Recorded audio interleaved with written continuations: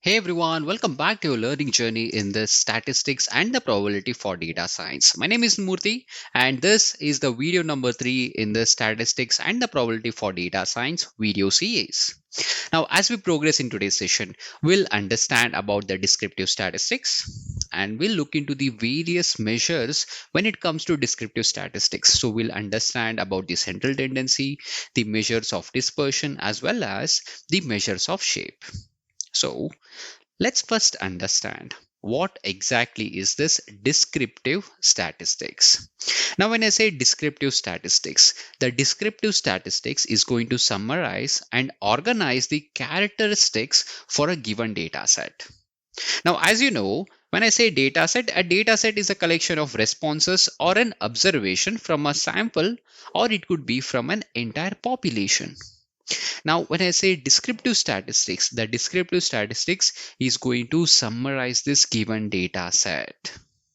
Okay, now when we are summarizing this given data set, so there are three different types of descriptive statistics which will help us to describe this given data. They are measures of central tendency, measures of variability, and the measures of distribution. So these are the three main types of descriptive statistics. If I talk about the central tendency, so the central tendency concerns the averages of a value.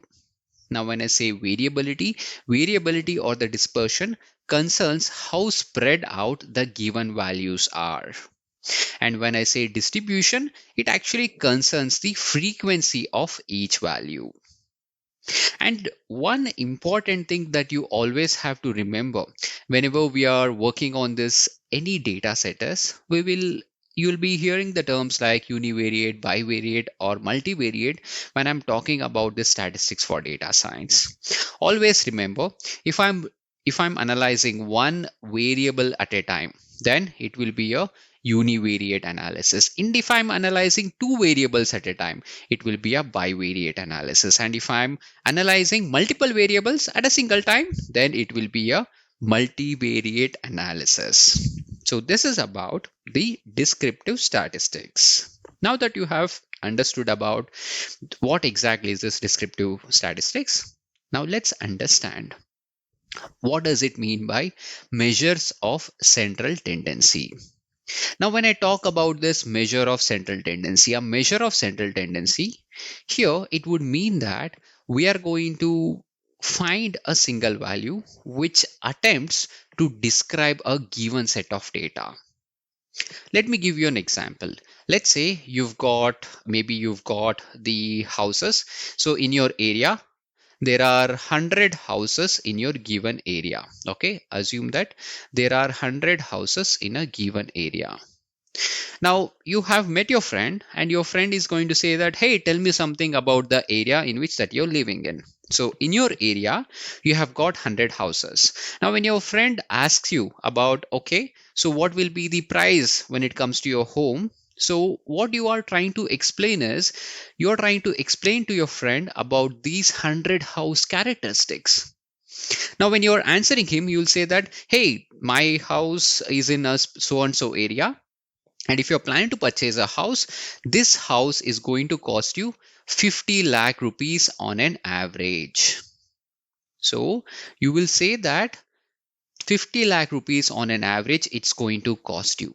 So what you have done is you have summarized these 100 houses with the help of a single value, that is a 50 lakh rupees. And here you are using the term called average. So what you have done, you have summed up all the cost of 100 houses and you have divided by 100. Whatever the value that you have got, that's an average price of a single home. So you have attempted to describe this 100 house prices with the help of a single value. That's what we call it as a measure of a central tendency. And in this scenario, I'm talking about the average, that is a mean. Okay, mean is an average describes a single value where most of the data would lie. So that's about the mean of a given data. That's a arithmetic mean. Now, apart from that, we also have a median value. Now, we use this median value when we have an outlier. Let me give you an example. Let's say you are living in an area. There is a rich person's home and this rich person's home is going to cost maybe 500 crores. Okay, this is going to cost 500 crore rupees, and all the other houses in average you have got 50 lakh rupees. Now when you have a single house which is going to cost 500 crores and you have other houses which is going to cost just 50 lakh rupees, now at this time if you simply take an average, you're going to get an average. Let's do a simple calculation. See, 100 into 50, that's the average.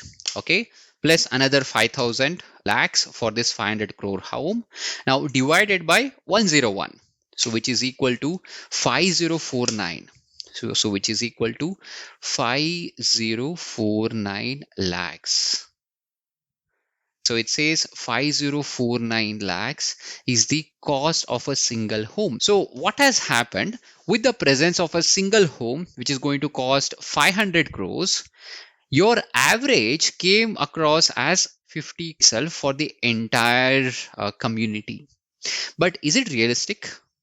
No, it's not, isn't it? Because this is a single home which is costing 500 crores and you've got other houses which is just going to cost 50 lakhs. Now at this time, if you simply make use of the average value and if you say that, okay, in my area, the average price of a home is 50 crores, you'll not be giving the complete information for this given data set, and it's not a right one. So in this example, I can say this 500 crore house as an exception or as an outlier. So when we have an outlier in a given data, we can make use of median value. Okay, so mean and the median are the commonly used summary statistic when we are working with the numerical data. Okay, and we also have one more value that's called as mode. So we generally use this mode when we are working on a qualitative data or a string data. So this mode talks about the frequently occurring value. Okay, the frequently occurring value. Maybe you're going to summarize something like this. When your friend asks, the average cost of your home is 50 lakh rupees. Okay, and most of the house would lie will be around 30 lakh rupees, maybe that is like a median, and you will come across most houses having the price of 35 lakh rupees, that is like a mode, which is a frequently occurring value. So that is how you're going to describe a given data set with the help of a single value. So this is called as measures of central tendency, the mean, median, and mode. Okay, so this is how we summarize the data. Now, apart from this measures of central tendency, we also have something called as measures of dispersion. Now, in the scenario of this measures of dispersion, so this will help us to interpret the variability of the data. So this will help us to know how much homogeneous or heterogeneous the given data is. So that is what this dispersion is going to tell us. Now, under this measures of dispersion, we generally make use of like the statistics like range, interquartile range, and standard deviation. So this is what we generally use when we are trying to have a measures of dispersion for a given data. Okay, now apart from this measures of dispersion, we also have the measures of shape. So the measures of shape will help us to describe the distribution or a pattern of the data which is present within a given data set. Now here, under this measures of shape, we generally represent the now here, when we are working with the data, we generally represent the measures of shape with the help of skewness and kurtosis. Okay, so this will help us to understand how the overall distribution of a given data set is. So this is about the high level introduction to the summary statistic, that is descriptive statistic. Now, as we progress in your learning journey, you are going to learn in detail as how it is actually relevant and in which scenario, which statistic that we have to use. And even as we progress in the upcoming videos of the same section, you'll also see how do we find these values in a hands-on manner with the help of Python programming language. All right, folks. So with this, we come to the end of this video. As we proceed in our next video, we are going to learn about the inferential statistics. You'll understand what exactly is this inferential statistics and why it is important and how it is connected to the data science. All right, so thank you so much for watching, guys. And if you're new to our channel, do consider subscribing. And I look forward to seeing you next time. And if you're someone who is looking to increase your knowledge when it comes to statistics and probability, do check out our premium course. It's on available on Udemy as well as Manifold AI Learning at an affordable price. So do check out. And thank you so much for all the love that you have given us till now. So I look forward to seeing you next time.